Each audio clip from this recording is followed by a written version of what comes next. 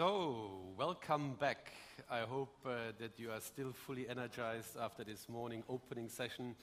And we have now the pleasure to have 4 international experts with us here who will act as the reviewers for the themes that you have heard earlier this morning.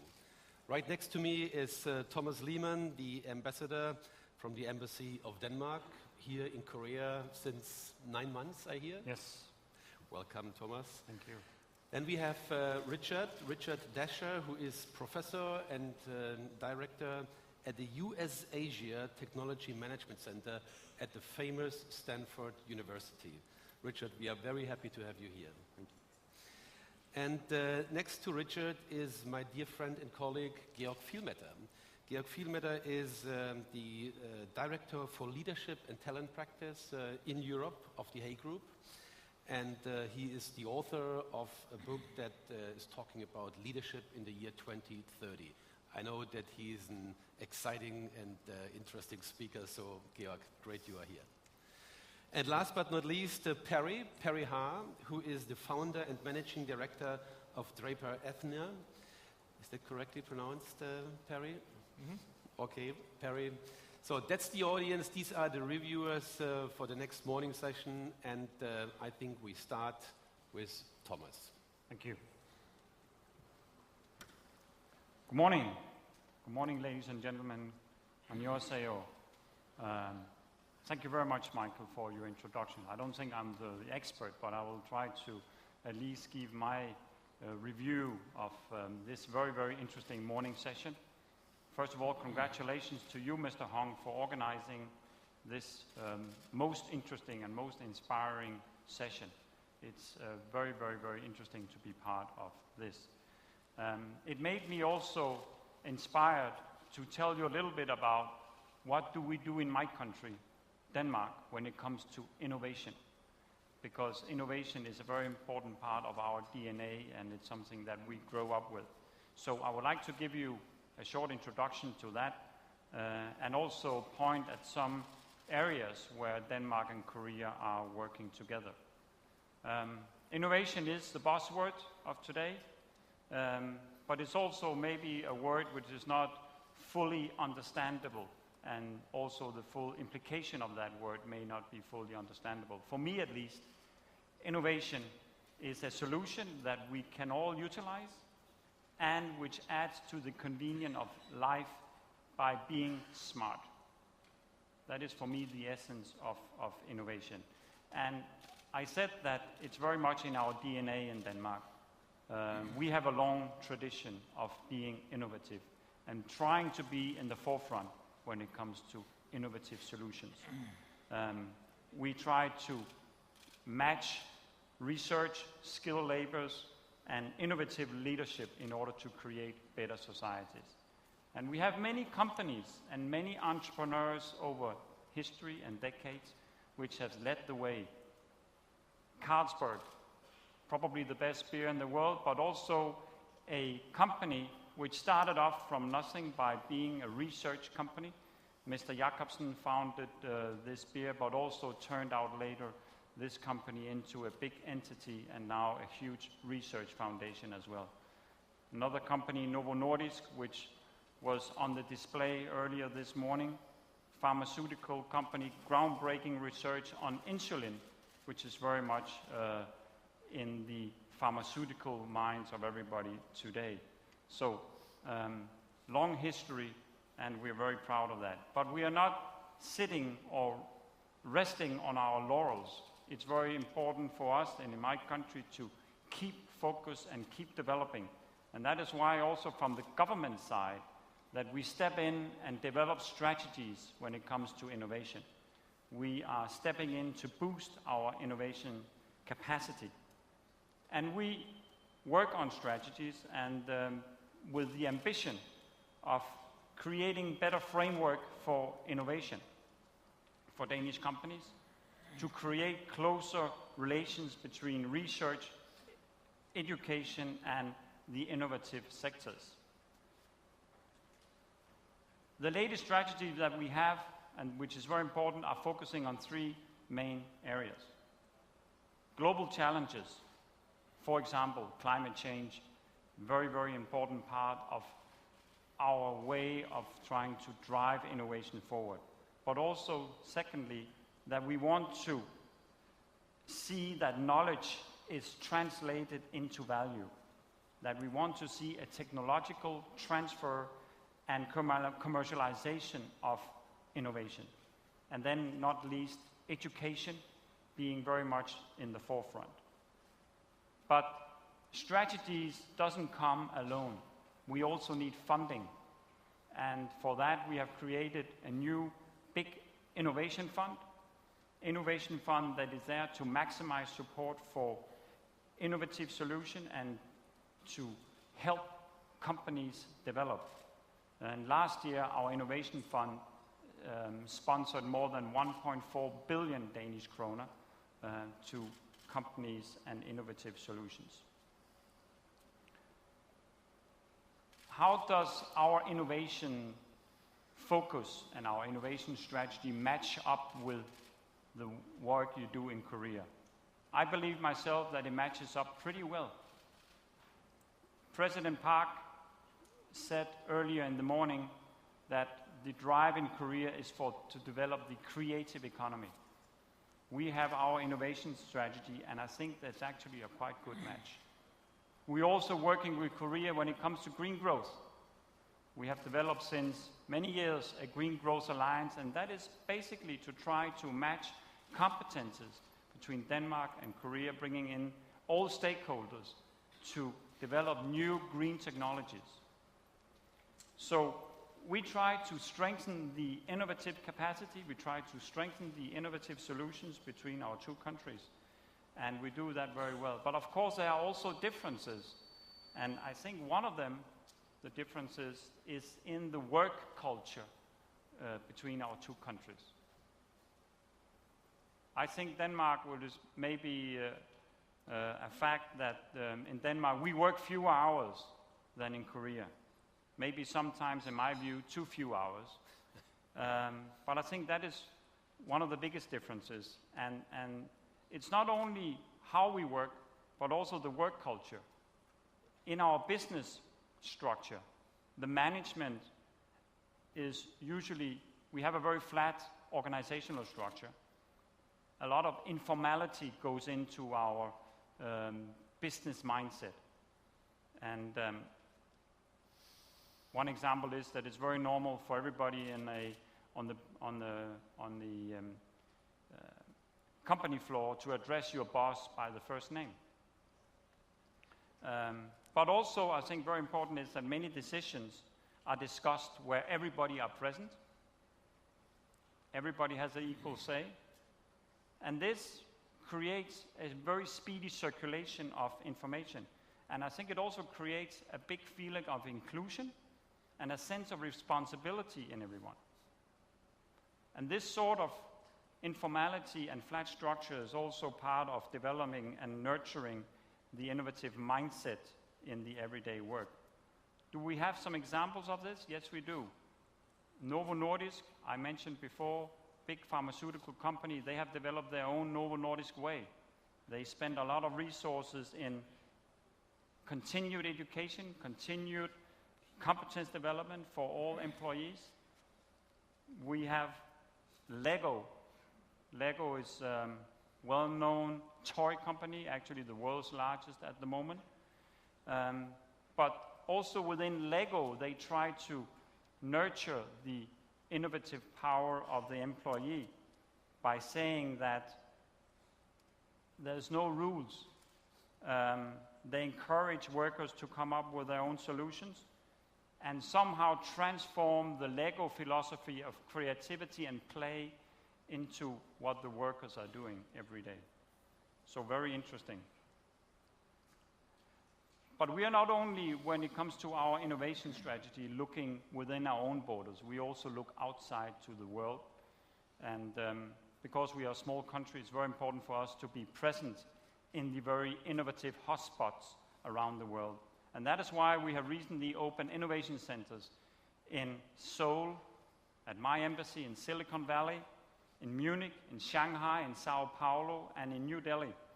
And there we work to foster and facilitate innovative collaboration between Danish companies and global companies, and in Korea, of course, Korean businesses. And one of the very big achievements here in Korea, which I'm very proud of, is that we have entered into a partnership with the SMBA, which is a small and medium-sized business administration. We bring together small and medium-sized businesses in our country, and they exchange ideas and innovative solutions. And I think that is a very important part of our work. And it's also a trend we see in the Korean SMEs. They are looking more beyond their borders here. And they're looking towards Denmark in terms of R&D-based startups and technology transfer. So we have a lot to learn from each other. And I'm very positive towards what we can achieve together. I think it's important to focus on entrepreneurship. It's important to focus on startup capacities for small and medium-sized companies. And that we will strive to develop over the coming year. So we have, with Korea, a very great partnership founded on technological transfer and technological-driven mindsets. And I believe that is part of our future endeavors. So that was a very rough and quick roundup of what we do in Denmark and the prospects of Korean-Danish partnership. I think there's a much more success to come down the road, and I would like to come back maybe next year or the following year to give you more examples of these successes. So thank you very much for inviting me today. Kamsahamnida. Thank you, Thomas. We are asking you again next year. Richard, Okay. we would like to get a little bit from your insights and learn from you and your review. Thank you. 여러분, 안녕하십니까? So, first of all, I want to congratulate the researchers and writers of the report that we heard this morning, because it's a very comprehensive look at a very complex phenomenon. And it was nice to see a balanced view of innovation from the organizational perspective, from the leadership perspective, and also from change management perspective. From the organizational perspective, I think that ambidexterity is a very useful metaphor, but it's a metaphor. Most people think they are born ambidextrous, either that or they're left-handed or right-handed. And organizations are always striving to improve their innovation capability. Moreover, a new opportunity may require a slightly different approach to what kind of balance of ambidexterity you have. My own work focuses on open innovation management and university-industry government interactions in innovation systems. And so I would like to focus on the open innovation perspective that was presented this morning. Specifically, I'd like to look at customer engagement, risk management, and how innovation looks different now than in the past. With regard to customer engagement, the role of engaging customers in this kind of new approach to innovation is very important, but it's also kind of dangerous. Too much customer focus can lead you to be imprisoned by existing business. There's a famous quote that's attributed to Henry Ford. He supposedly said, "If I had asked my customers what they wanted, they would have told me a faster horse." Also, one of the classic characteristics of Steve Jobs as a visionary is that he saw what people would want, what they would need, what they would have a passion for when it still didn't exist, when people had never seen one. This kind of human-centric vision does involve engaging the customer or user early on in the process, but it often requires introducing a new possibility to them that they have not thought of before. It is the responsibility of the innovating company to lead the customers into good directions. I think that looking at problems in a different way is at the heart of this kind of innovation. There's a movement now called design thinking, and it really is the essence of kind of opening up and seeing new possibilities for average, everyday products. The difference from the kind of involved company internal discussion that we heard about International One is that in this kind of approach, you need to reward crazy ideas.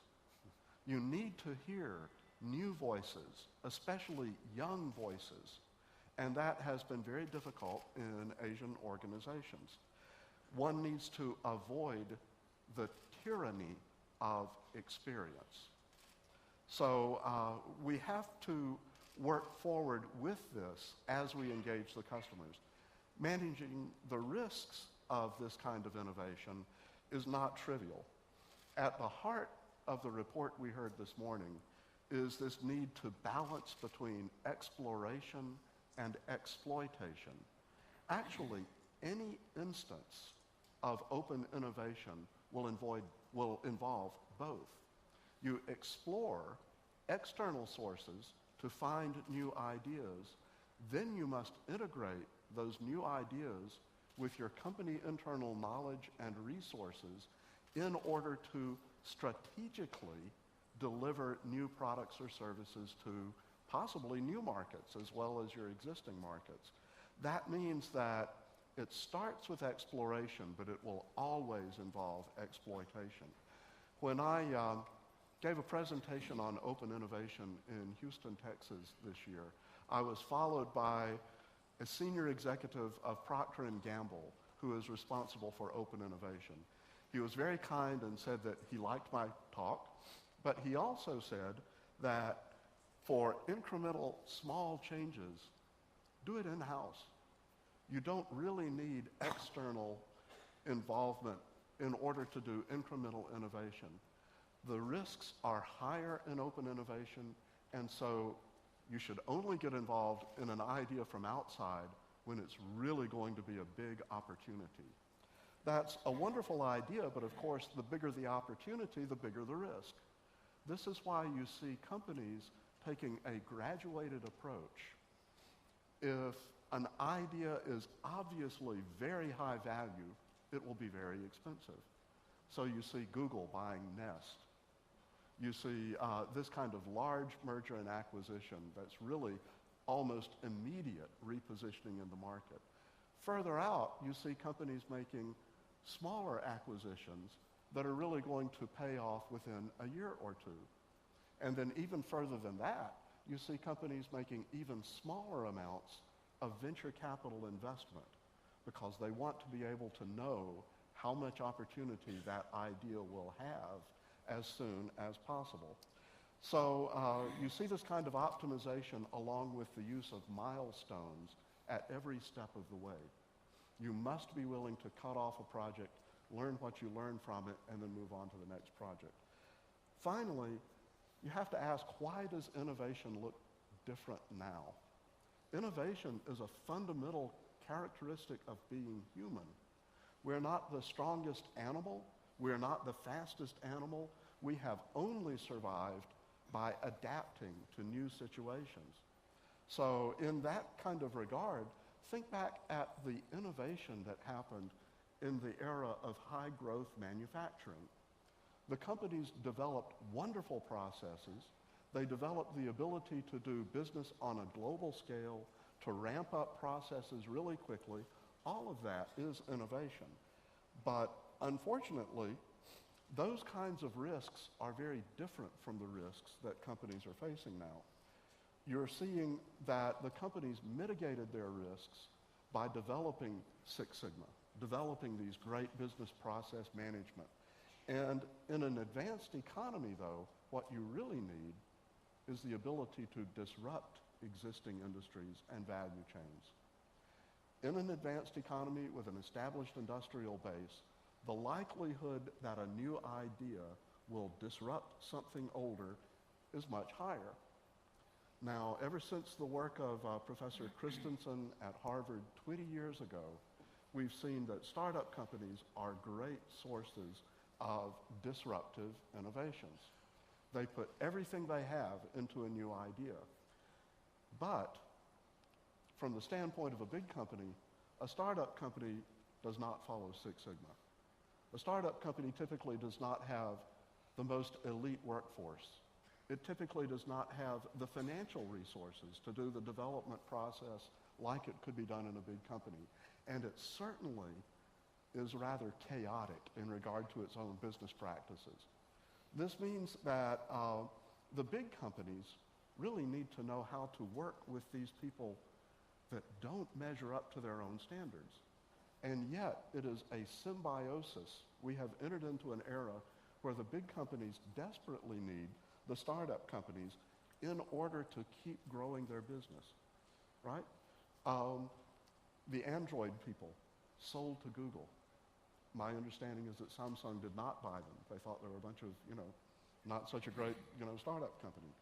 So I think that the large companies need the startup companies now, and the startups also should be able to participate in a system in which they will benefit from either being bought by a big company or cooperating with a big company. This is a heavier responsibility on the big companies. You cannot afford to kill the ideas that you're trying to source from outside. So it was a wonderful report. I appreciate it. I look forward to talking about it more in the next couple of days. Thank you. Richard, thank you.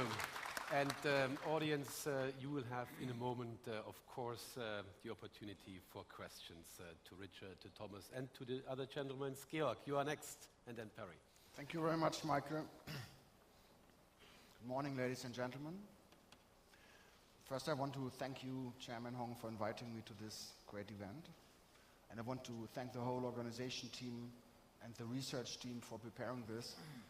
I'm speaking at events very often, but this is one of the best organized and prepared events I think I ever attended, so thank you very much. I would like to start with a personal experience that I made yesterday. I had the opportunity yesterday morning to visit shortly, unfortunately, the National Museum for Modern and Contemporary Art. And I was very impressed with the building already and with the huge size of the building and how it is laid out. And I was walking through the rooms first with all the European art, which was nice, but I knew it. And then I were in the big galleries with modern Korean art. And I must say, really, personally, I was touched as I saw these pieces of artwork, because that was so innovative in many regards, and at the same time it was so well executed. It was crossover work, it was Asian focused and based, but it brought in so many European or Western elements as well. And I thought, this is such an innovative country. I mean, you can see if you look at your artists, which are the vanguards, I suppose, that this is such an innovative country. And I've not often seen art which I found so impressive, so well executed, taking the tradition seriously, building on the tradition, and then adding new things, new elements. And the result was just overwhelmingly new, interesting, and innovative. And that really touched me personally, and I thought, this is exactly what we need at this event. That's what we want to have. We want to have this, want to understand how we can execute perfectly and at the same time how we can innovative. That's why I like the concept of ambidextrous organizations as well. But as Richard has said already, it's also a difficult concept. And I'm happy that the research team at the end of the presentation also shed some light on the role of the leader. And that's what I would like to elaborate a little bit on, because that's my key area of expertise, I would say. So you would suppose that the ambidextrous organization needs an ambidextrous leader. So may I just ask you, how many of you are ambidextrous? How many? Chairman Hong? I know that Michael is ambidextrous as well. There are a few people who are ambidextrous. But how many of those very few people are ambidextrous by nature? Not many. Now, most of them are either left-handers or right-handers. And then the left-handers mostly were trained to also become right-handers, because being a left-hander was not accepted in many countries for a long time. Okay, so we do know left, we don't know ambidextrous people, but all of a sudden we want ambidextrous leaders. And that's what we see very often in leadership theory when we come up with new concepts, that we demand really a lot of people. And I think in many cases we just demand too much of people. And I think all leaders are either left-handers or right-handers. They are very good in executing, or they are very good in innovating. But you hardly find anybody who is equally excellent world-class in both. That is very rare. And that is often overlooked and not mentioned and touched, and I think we just have to take into the consideration that that's how we are as individuals and as leaders. We have our strength, and we have our developmental areas, and we are not equally strong in everything. I think that's just a fact and a basic hypothesis I want to make. So my claim is we do not have ambidextrous leaders. However, of course, we need to have organizations that are able to take both perspectives into consideration. So what does that actually mean? If you are a leader that wants to be innovative and being good in executing at the same time, you need to be a transactional leader and you need to be a transformational leader. If you are a transactional leader, you focus on execution. If you focus on execution, you really want to avoid mistakes, right? That's the worst thing that can happen if you are executing properly. Okay, at the same time, you are a transactional leader and you encourage people to please do mistakes, because if you don't do mistakes, you will not learn, you will not come up with something new. Yeah? So as the ambidextrous leader, you need to avoid mistakes, you need to encourage mistakes at the same time. Yeah? As the transactional leader, you stick to plans. As the transformation leader, no, you don't stick to plans. You want people to, start from scratch and, go around and experiment and question assumptions, and that's exactly what you don't allow as the transactional leader. Yeah? So there is a big tension. And I think that tension we just have to accept as well, and we will not be able to overcome this tension, because these two important parts of organizational leadership just demand different things.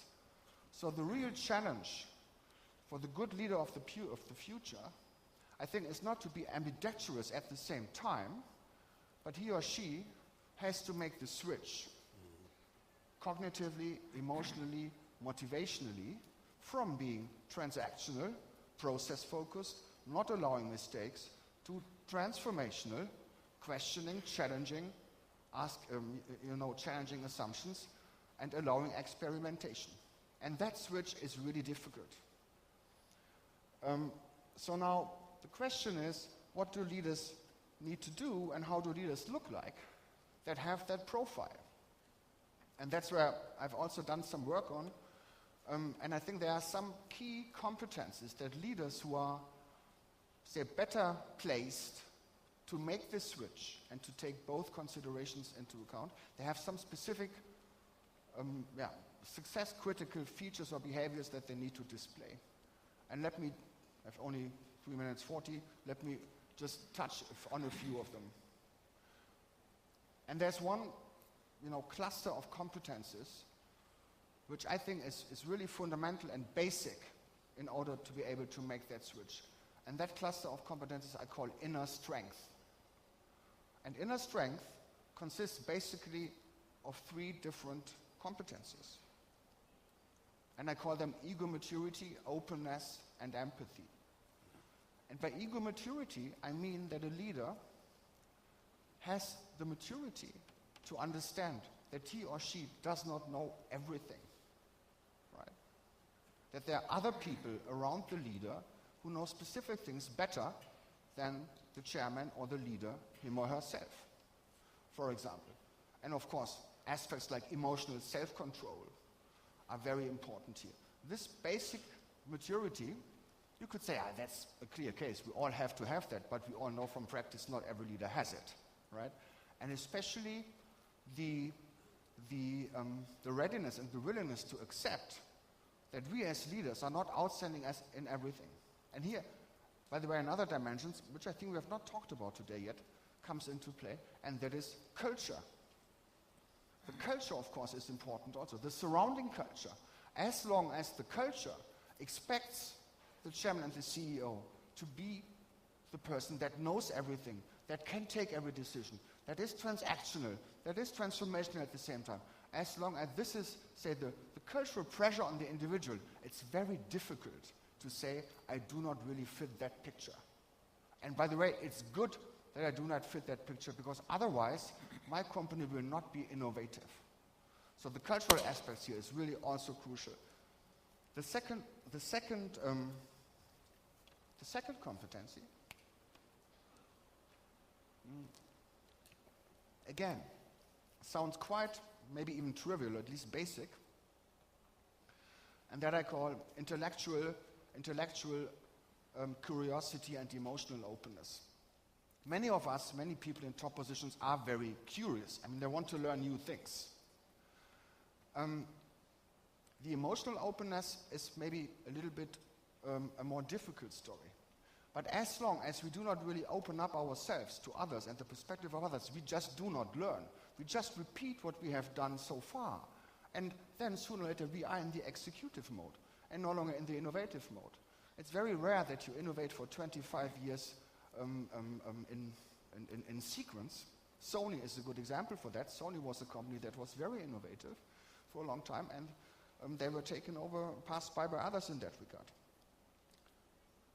Fundamentally, to being open is the competence and the trait of listening.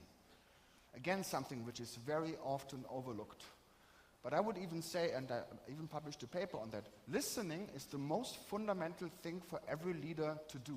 And I do not mean listening to reply, and just not saying something hoping that I can talk very soon, but listening to understand. That's the crucial thing. It demands from yourself that you intellectually are curious and that you are emotionally open to really take the perspective of other people into consideration.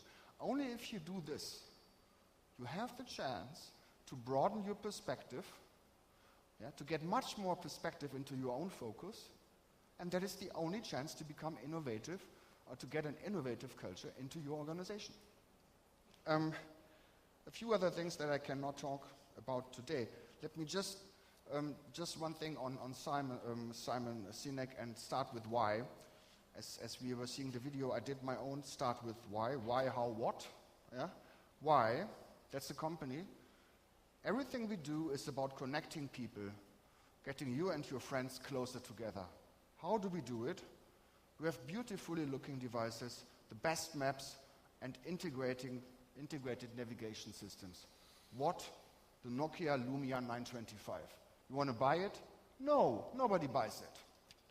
What I want to say, the why is not enough. It has to be an authentic story. You have to be authentic and sincere in the story you tell, and not just make up a good story. Thank you very much. Thank you, Georg. Lively, insightful on the stage as you write your books. Thank you. K.E.Y, you are the founder, managing director of Draper Athena, a venture capital firm in famous Silicon Valley. Innovation, execution, transformation, that must be something that you have daily around you. We are very interested to get your review. Thank you very much. I am set up to fail, I think. I'm supposed to be a reviewer of the session this morning regarding the work that has been collected by the team at Money Today. Instead, I became a student. I learned a lot from the extensive and deep work that's been done, conducted, and organized, analyzed, and presented in terms of what makes innovation work, what makes an organization take advantage of the innovation and make it work through what's called ambidextrous organization. So I thoroughly enjoyed it. So Chairman Hong, thank you very much for inviting me here and to become a student, and kudos to your team. What I thought I would do instead would be to add a few things to the ambidextrous organization by providing 3 examples from my line of work. As I was introduced, I am a venture capital investor in Silicon Valley. I look at a lot of investments in technology. So our firm has invested in companies like Hotmail, Skype, Tesla Motors, Fox.net, SolarCity, etc., etc. But as you look under, we end up learning a lot about what we have done well and what we have not done well. So let me share 3 examples as it relates to the ambidextrous organization and how we try to think about it. Now, the fact it's framed in that way, it's easier for me to explain those particular examples. The very first example is through CEOs. Oh, let me step back. Let me give you a quick background on the kind of criteria that we put forth when we make an investment into a company. In 3 large buckets, 3 things we look for. One is the CEO or the founding team, in other words, the people, the most important part of the equation. Second, we look for the size of the market. We invest in a team. We're going to spend 5 to 10 years working with them. It might as well have a big home run as opposed to small return. Thirdly, we look for differentiation. How is your product or how is your service different from millions of others out there? So with that as a context, a simple context behind how we evaluate investments into a team, a technical team, let me apply the concepts of ambidextrous organization. So the very first piece, the most important piece, is the people. So what is people? It starts at a startup from the CEO or the founder. So we work through the CEO, and then let me throw out some concept that'll be really foreign to the Korean community here. Oftentimes, we hire and fire CEOs. In Korea, it's hardly ever done. When you fire a CEO, people say, whoa, that person now is totally buried in this society, and the company is going in a completely wrong direction. It's definitely not the case in Silicon Valley. Oftentimes, those things, even the founding CEOs would think that, hey, I'm great at founding the company, but when the product development is done and we need to go build the business, I'm really looking for a business-oriented founder who has done it before, and I will remain a CTO or integral part of the team, and I would like to bring in a CEO.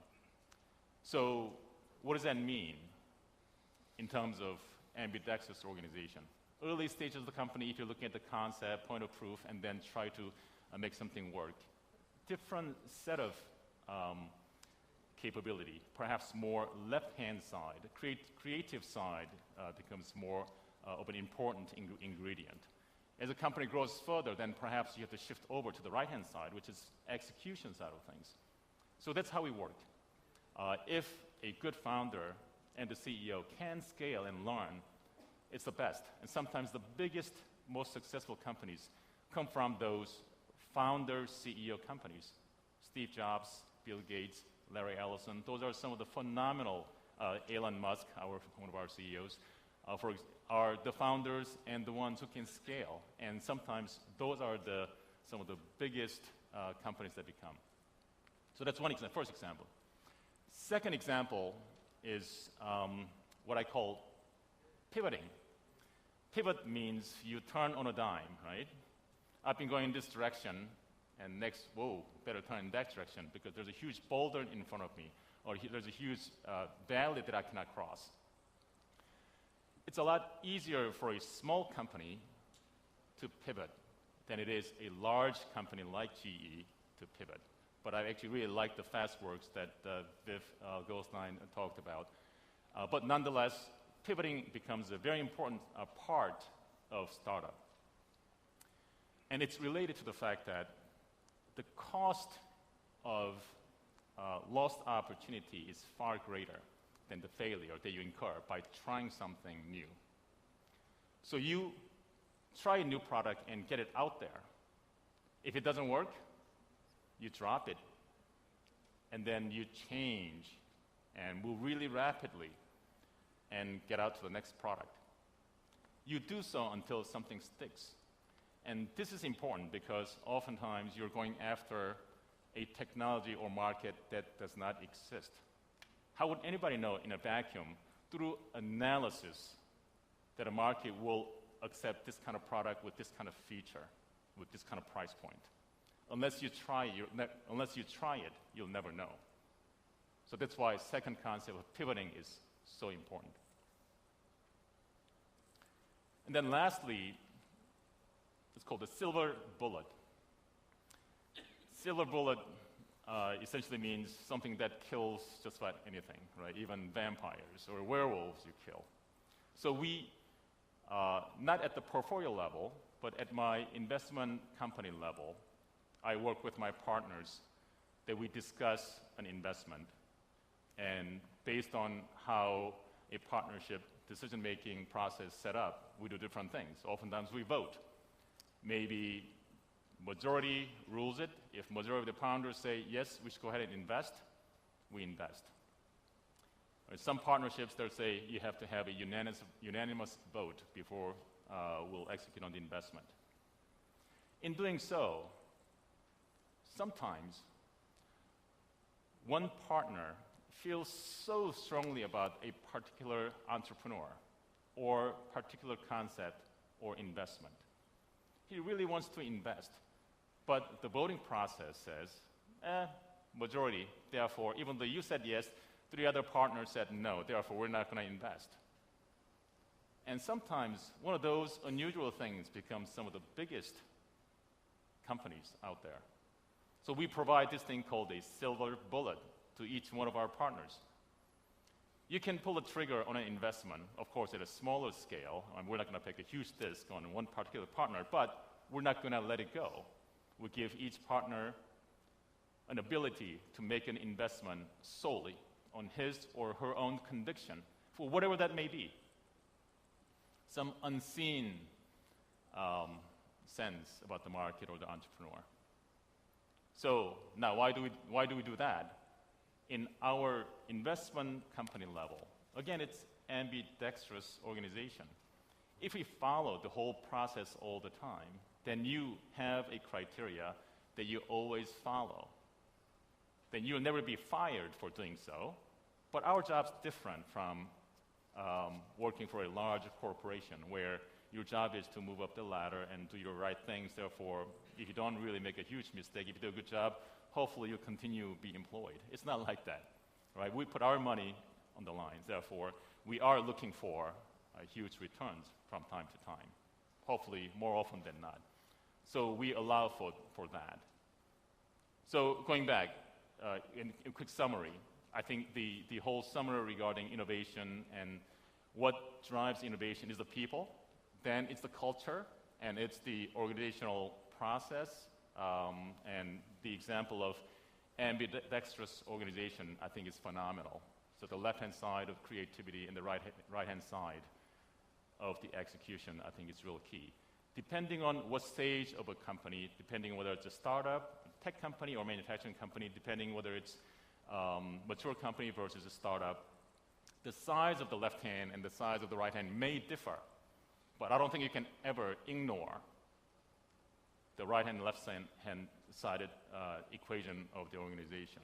The moment you forget, then you're a sitting duck. You'll be overcome by your competitors. So in summary, those 3 things are hopefully my small contribution to Money Today team's last its work on the innovation and the organization. Thank you very much.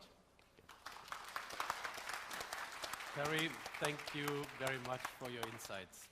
So, ladies and gentlemen, the floor is yours. I can well imagine that you might have the one or the other question to our expert panel here. And as far as I'm informed, we have room for 2, maximum 3 questions, but certainly for 2. So who wants to break the ice? Where do we get the first question from? That gentleman over here. Hi. So this is a question for Professor Dasher and Mr. Vielmetter. So both of you speak of the cultural factors that are important in fostering innovative organizations. I'm sure, Professor Dasher, for example, you mentioned avoiding the tyranny of experience. I'm sure both of you are very well aware that South Korea's cultural heritage is a deeply Confucian one, where in some sense there's paramount importance placed on the wisdom of experience. I'm wondering if you could comment a little bit about some of the challenges that are associated with trying to foster this sort of community or culture of innovation, given this historical backdrop, and also maybe some concrete steps that the leaders in this room can take in doing so. Thank you. Me first? Okay, so I think that Confucianism is a philosophy that has resulted in remarkably stable societies. You have to say that there's really good things about it, but if you become more senior, if you start to get gray hair like I do, you start to expect to be treated some way. And you forget that you really need the energy of the young people. And so I do think there's a big part for individual attitude, where you see these wonderful leaders in Confucian cultures as well. It's not that they don't exist, it's that they're not quite as frequent as you would like.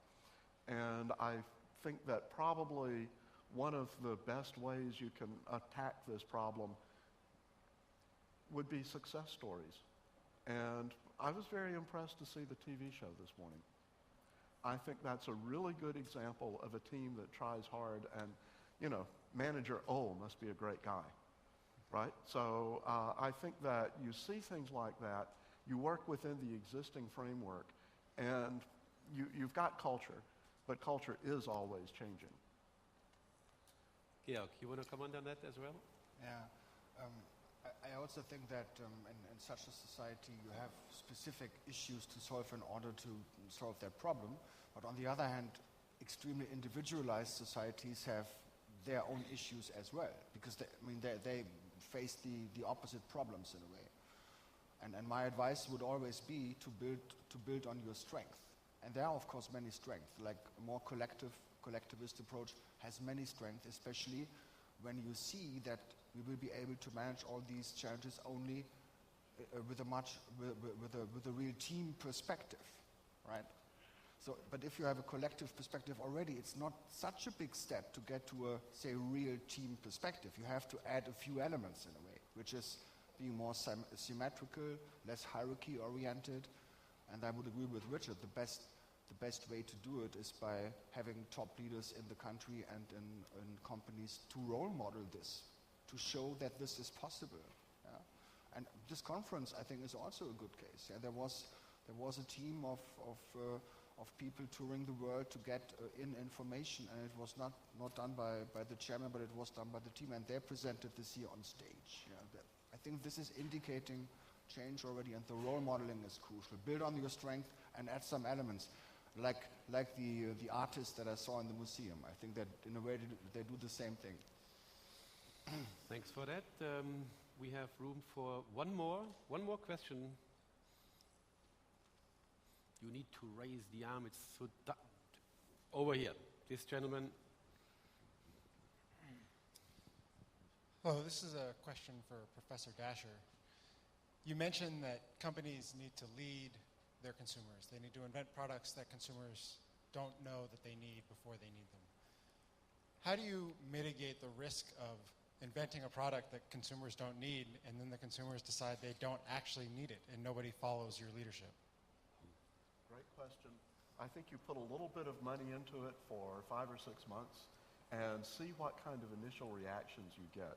You need to have people you trust who will come together and give you some kind of input from the outside, not just on your own team. But the real point is to give a little bit of money up front, see what happens with that, have some milestones, evaluate it, and then keep going if it's worth keeping going. And if you don't, be sure and save the data and make sure that you keep it on hand for possible future use. The timing may be right a few years later. Perry, from the venture capital point of view, you must have also a view on that. We do.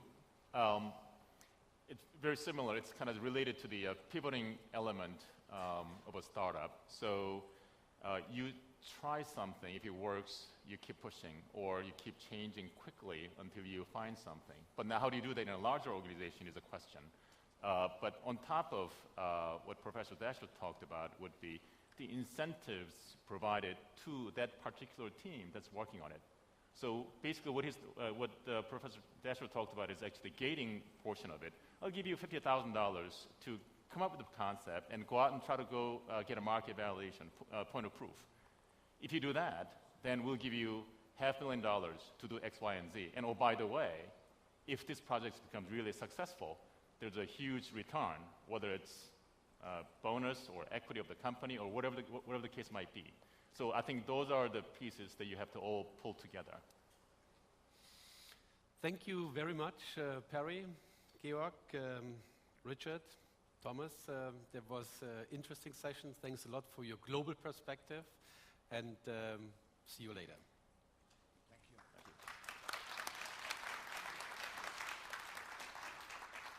You can. Now, ladies and gentlemen, after these 4 reviews, 10 minutes about each, your interesting questions and the replies, I have now the big pleasure and honor to introduce to you our special lecturer in this morning session, who is Daejun Chen, the chairman of STO Express. Daejun, here he comes.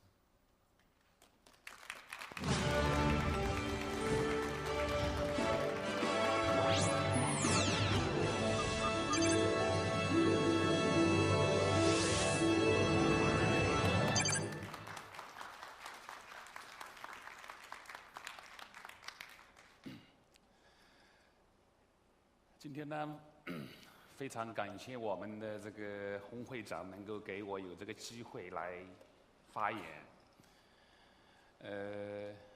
因为小时候的时候呢，我妈妈她会跟我说要好好学习，好好学习。但是呢，作为我来说呢，并没有去好好的学习，并没有学好这个韩文。所以呢，今天只能够用中文来跟我们大家来说，非常抱歉啊，谢谢各位。今天呢非常开心啊，也非常荣幸能够来参加今天这么一个会议。对于我来说呢，我是中国申通快递的一个董事长。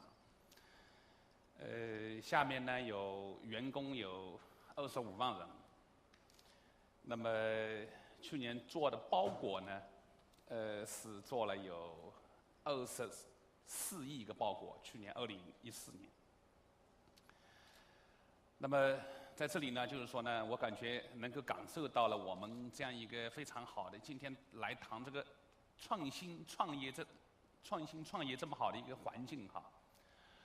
来到这么一个非常受惠的这样子一个创业当中的一个理念，我感觉非常荣幸，还能够和各位商界精英、各位专家共同分享创业的感悟和成果。对此，我感到特别的开心。在此，我仅代表我们中国申通快递有限公司，并以我个人的名义。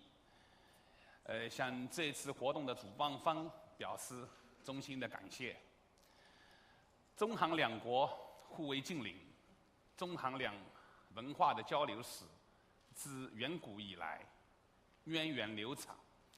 我十分欣喜地看到，尤其是我们中国和韩国的建交以来，两国发展关系非常迅速，成果非常显著。特别是两国建立合作伙伴关系以来，双边关系持续高速的一些发展，包括文化、经济等各领域的交流合作全面的一些推进。这也是我们中国申通快递跟韩国的走到今天这一次参加这样子一次活动的一个最关键的一个东西哈，也是给我们提供了非常良好的一个契机，开辟了一个非常广阔的一个前景。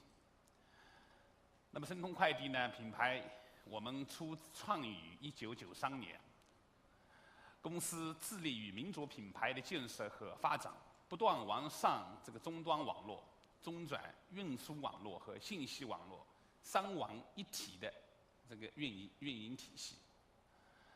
那么申通呢，创业已经有20年了，始终致力于国际性品牌的建设和发展，立足于传统快递的业务。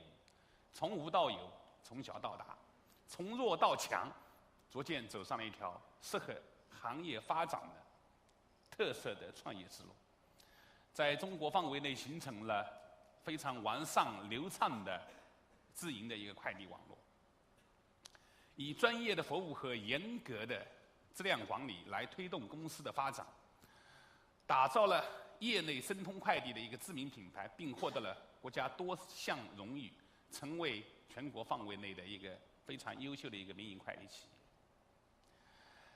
截至目前为止，我们公司拥有分公司有1370多个，门店有超过了1万多个，每年新增就业岗位将近有2万个。通过努力打造核心竞争力、产业带动力和社会影响力，我们申通快递在国内已经有了非常高的一种荣誉在。那么，面对我们热区竞争的这样子一种对于我们公司来说，也始终保持着健康稳步、持续的发展势头。公司综合的实力也不断在增强。在去年2014年，我们申通快递整体的业务量做到了24亿7千万件，7000万个包裹，24亿7千万个包裹，同比增长63%，件量在规模性快递企业当中永远保持第1位。那么，去年我们申通快递在中国的市场的占有率达到了19%，基本上就是说是平均每6个包裹里面就占到1个多包裹。而且申通快递是阿里巴巴的一个非常紧密的一个合作方。对于我自己本身来说，也是一个菜鸟的一个股东，因为我是去年刚刚来过这个韩国，今年呢又来了。去年是跟谁来了？去年是跟阿里巴巴菜鸟的那个马云一起来了，来参与了这个韩国的一些投资。前面在10年以前，我也来过这个韩国，也来投资过这个韩国的一些企业。那么这一次来呢，也是跟韩国我们通过这个统筹、众筹的这种模式，来做了我们这个韩国的一个申通，啊。所以呢，就是说，特别是我们在2014年的双11期间，我们申通这一块，我们在双11的当天，我们创造了一个当天的快递包裹量，我们做到超过了3000万个包裹，就1天，所以创下了一个快递公司最高的一个订单记录，也再次刷新了行业的历史的一个新高。申通快递目前已经成为国内快递网络最完全、规模最大的一个民营快递。那么，当前呢，也正面临着一些速度变化、结构优化、动力转换的一些经济新常态。在这样的背景下，中国快递业将面临新的机遇和挑战。但是对于我来说，我必须把握住这么好的一个机会，捋清思路，创新模式，调整策略，以改革创新促进企业转型升级。申通快递在制定近年来的战略发展规划中，按照国家行业主管的部门提出来，就是说要向外去发展。所以说，作为公司拓展网络的主线之一，作为公司发展重要方向和战略的目标，向外就是主动顺应快递业的全球化。像我们一样在欧洲、在俄罗斯、在日本、在美国、加拿大都陆续相继开设了分公司。所以说，我们韩国这个分公司呢，已经做了有1年多了。但是呢，我们要采取这种统筹的模式，采取3家到4家公司众筹的这种模式，来把这个公司能够去在短时间以内把它做强做大。所以，主动顺应快递业的全球化，这一历史潮流，实施国际发展的一些战略，进行引进来走出去的一些尝试，不断拓展我们申通海外业务。最近1年来，我们已经跟很多一些国家，包括荷兰啊、俄罗斯啊这一些，就是说日本啊这一块，都陆续分公司全都已经开网了，标志着就是说我们申通国际化的战略的一些布局已经进入了一个新的一个时代。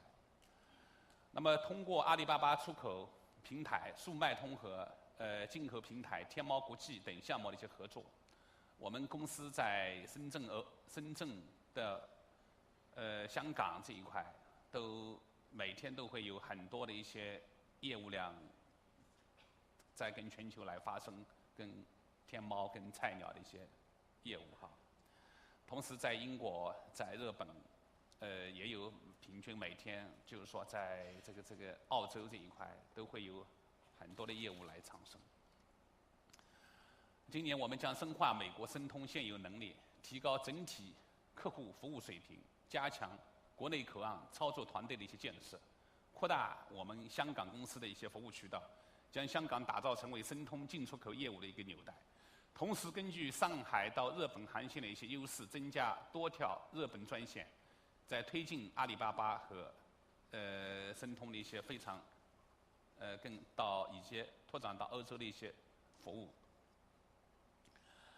作为韩国来说，在申通快递国际化的网络布局当中，有着十分重要的一个地位。在公司当前进一步拓展海外业务的发展规划中，韩国申通就是我们开设站前的一个之一。所以说我今天在此非常郑重地宣布，我们韩国申通今天正式成立了。我们在韩国既要做好韩国到中国的一些电子商务的一些服务，也要做好中国到韩国的一些电子商务，韩国到中国的一些电子商务的交流。同时，我们在合适的一些时机，也会做好韩国本土快递业的一些发展。在阿里在韩国与阿里在韩国的合作方面，众所周知，上个月的12号，菜鸟在韩国的推荐会上，也隆重推出了我们申通香港的各项业务。韩国申通也将很快融入其中，并发出极大的一些战略的一些作用。申通韩国专线通过在首尔设立国际转运中心，可在韩国境内主要的一些港口城市建立口岸服务，将有效地打造起覆盖韩国全境的一些高效物流网络。其韩国主要的合作伙伴 UNC 集团等知名企业都将在资源共享中得到最大的一些发展。申通韩国专线正式上线运营，将同步实现我们中国和韩国进出口快递的一些业务往来。中国、韩国消费者通过跨境电商选购的一些物品，以及两国消费者往来基地的一些业务，都可以通过中国申通快递渠道来基地。到时，申通跨境快递也将提供快速、安全、周到、方便的一些服务。如果说在座的各位有什么需求的话，可以打电话给我，啊。因此，我们有信心真正的把申通快递的韩国专线建设成为作为我们韩国地方政府负责、向当地社会负责、向企业负责、向员工负责的一流的这个企业品牌，成为一个顺利融入当地社会的文化和建设、拓展企业对外合作和交流的品牌项目、精品项目，并为全球的一些消费者提供满意的一个快递服务。20年前的中国，快递是一片空白的一些市场。我们立足市场需求，通过敏锐的商业敏感性，探索开创了快递时代，建立了完善的这个物流网络布局。随着我们中国电子商务的一些快速发展，申通快递也得到了飞速的发展。今天的中国，越来越多的年轻人进入了电子商务领域及其相关联的一些产业，从工业、农业到服务业，都进入了这个互联网时代。特别是我们今年3月份，我们总理李克强提到的，就是说很多的一些企业都希望能够做到互联网加的这种模式。所以说，比如说像淘宝、京东专业性的一些交易平台，还有这个安储，对吧？旅游这一块都会有采取一些互联网加的这种模式。所以说，一旦能够做成互联网加的这种模式做起来以后，它的市值价值就会有非常大。作为新型的业态正在快速的发展，我们要敢于接受新事物，敢于拥抱新形势，敢于开创我们的新未来。最后，谢谢我们今天在座的各位代表，谢谢我们的洪会长，也祝愿我们今天在座的各位身体健康，事业顺利。谢谢大家，谢谢。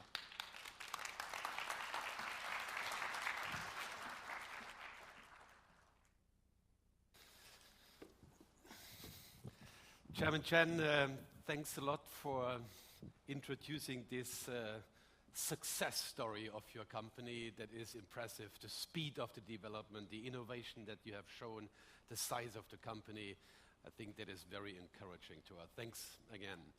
Well, we have not foreseen Q&A for that part of the session this morning. All I can tell you now is that we make a break and we have lunchtime. Enjoy and see you later. Thank you very much.